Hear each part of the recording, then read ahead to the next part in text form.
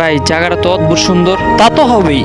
এই যে জায়গাগুলো দেখতে পাচ্ছ, এত সুন্দর গাছ, এত সুন্দর বাতাস, এই যে গরুগুলো ঘাস খাচ্ছে, এগুলো কার অবদান? অবশ্যই আমার অবদান। এই ছেলেটা আবার কি? এই ছেলে, তুমি এইখানে কেন? বাসা কোথায় তোমার? আসলে আমার বাড়ি তো গুলশান, এখানে সচরাচর আসা হয় না।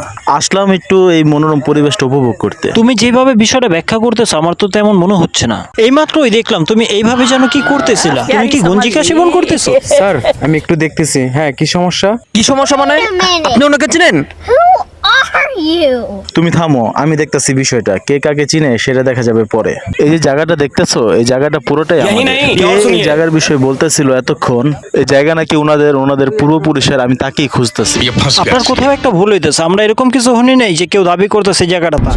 আপনি যেহেতু আমাকে সন্দেহ করেই ফেলাইছেন, এখানে থাকার কোনো মানেই হয় না। আমি খুব কষ্ট পেয়েছি, আমি চলে যাই।